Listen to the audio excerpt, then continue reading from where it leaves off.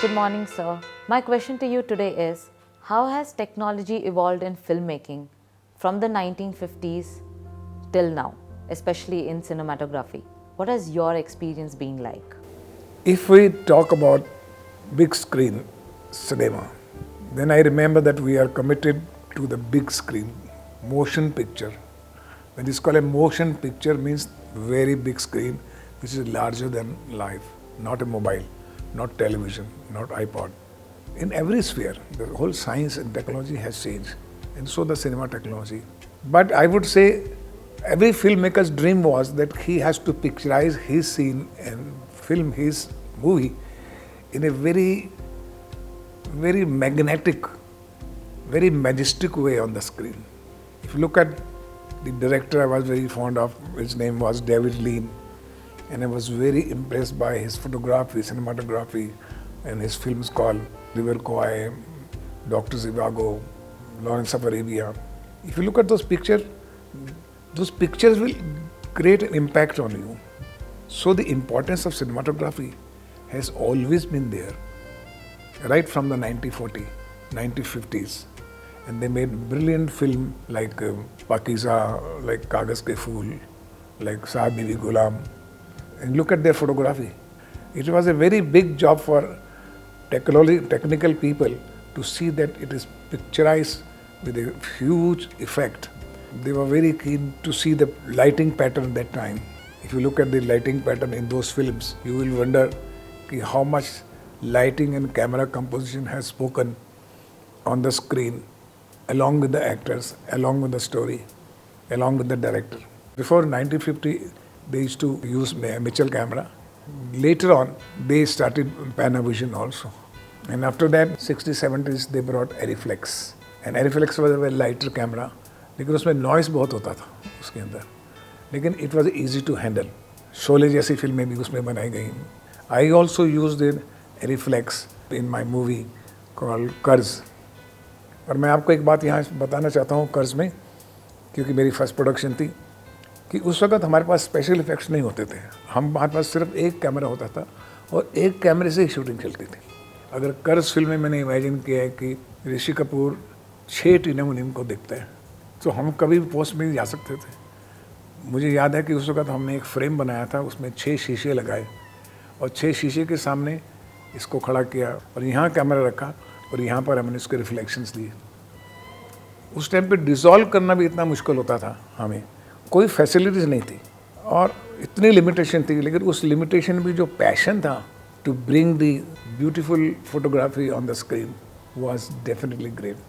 And I admire all those cameramen right from 1950s to 2000 who took the challenges and saw to it that we gave brilliant films, as good as film with the foreign competitions or American films also. मुझे याद है कि मैंने कर्ज film में Mitchell भी use किया था कि एक डिज़ोल्व चाहिए था हमको, कि जब ओम शांति ओम बोलता है और उसका ओम शांति ओम का एक क्लाइमेक्स पार्ट है and he says Shanti Om, ताकि उसकी जो वाइब्रेंसी है उस कैरेक्टर की वो उसमें आए. If you look at that montage, we shot with one camera on the set only. So तरह तरह के कैमरा आते गए. In 1960s, there was a Super Panavision 70, you see, which were used for the big magnum film, big scale film like Ben-Hur, 10 Commandments.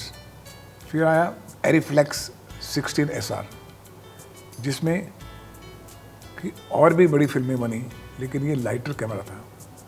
और उसके बाद 1980s में जो हम लोग कैमरा यूज़ करते थे वो थे Arriflex 765. Then other camera came, Arriflex 435. 2000 में then other technology came, was a Red 1. Then technology came with the camera was Aricam ST. Then 2010 में Arri Alexa Classics. Then came the Red Helium 8K Super 35. जैसे जैसे ये camera और नए नए आते गए, तैसे तैसे हमारे फिल्म मेकर्स को अपनी पूरी इमेजिनेशन पर्दे में लाने की सहूलियत मिलती चली गई. आज के बच्चों को अगर इमेजिनेशन करना है वो सब कुछ मिल जाता है. आज ग्रीन स्क्रीन है, पोस्ट हैं, सब चीज़ बटन पे है, सब चीज़ कंप्यूटर पे है. Everything is available to them. And sometime मैं फील कि उनको इतनी चीज़ें अवेलेबल है कि कभी कभी वो कंफ्यूज हो जाते हैं, वो कंटेंट जो है वो उसका एक्सप्रेशन जो है वो मिस हो जाता है. We should not over use the technology also over the content. जो सीन है वो सीन उस तरह से रहना चाहिए.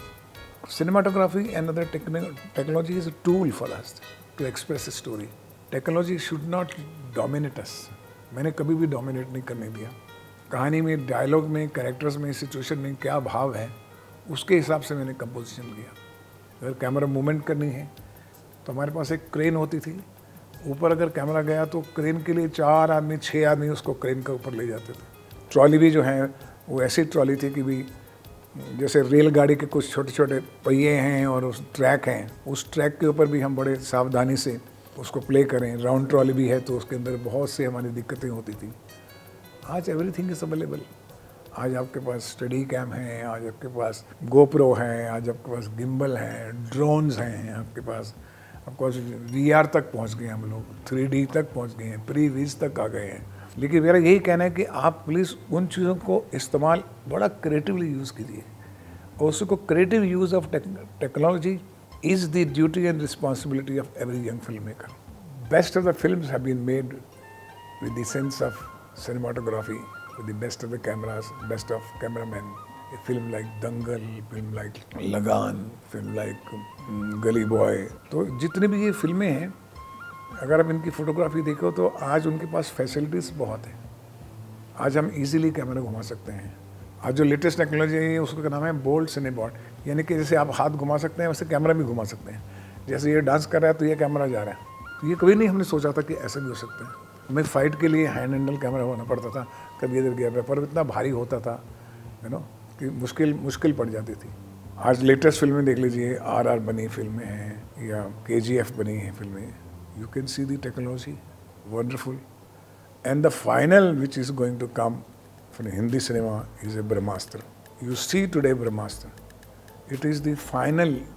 Today's technology has been used so brilliantly that you will be proud of it, proud of our Hindi filmmakers too. अगर आप मेरे पर्सनल एक्सपीरियंस की बात करें, मेरी फिल्मों की बात करें, तो मैंने सिनेमाटोग्राफी जो सीखी और उसकी इम्पोर्टेंस समझी, और मेरी पहली फिल्म थी कालीचरण, जिसमें मेरे कैमरामैन थे के महाजन. उन्होंने art cinema and commercial cinema दोनों किया हुआ था. And I tell you he was a great cameraman and he taught me so much in Kalicharan. Finally, I could see, understand what the composition means and what is the lighting part of it. And then another friend, Mr. Kamalakar Rao from FTI only, he joined me in a film called Karz. And Kamalakar was a great technician by himself. So he would experiment everything, camera technique, dissolve करना, special effect लाना, वो सब कैमरे में ही करते थे. और उन्होंने मुझे बहुत हेल्प किया. All credit goes to Kamalakar for a film called Karz, photography part of it. And then he also shot with me like Hero and Vidata and Karma. And from Ramlakhan, another genius cameraman joined me was Ashok Mehta. Ashok Mehta was a legendary cameraman in the industry. He brought a different definition of lighting, patterns. He could see every shot with a different vision all together. कभी कभी तो अशोक मेहता मेरे जब compose करता था तो मुझे भी वो हैरान कर देते थे. उस वक्त हमारे पास कुछ फैसिलिटी से मॉनिटर नहीं होता था. मैं ट्रॉली में बैठता था, ट्रॉली में बैठ के मैं कंपोज करता था अपने शॉट को. फिर उसके बाद वो लाइटिंग करते थे, फिर मैं लाइटिंग के साथ उनके कंपोजिशन को देखता था और मैं हैरान हो जाता था कि भाई अशोक मेहता ने मेरे पूरे विजुअल्स को कैसे बदल दिया है. His contribution in Ramlakhan, Saudagar and Khalnayak just were great. And then Mr. Kabir Lal, another cameraman who joined me from Pardesh to Tal to Yadein to Yuvraj, so many films together. He was great in picturizing the heroine's glamour part of it. I would say कि मेरी heroine अच्छी लगनी चाहिए. तो कबीर लाल जी बस खुश हो जाते थे कि और क्लोजअप पे ही वो इतना टाइम लगाते थे, मुझे याद है. फिर बोलते थे आप उसका इफेक्ट देखिए. Kabir Lal is also a very big technician. Now he has become a director also. But his contribution to my film is tremendous. मैं इन चारों कैमरामैन का बहुत ही धन्यवादी फील करता हूँ. I am grateful to all this 4 cameramen. All credit goes to cameraman, cinematography in our cinema. Thank you. Thank you, sir.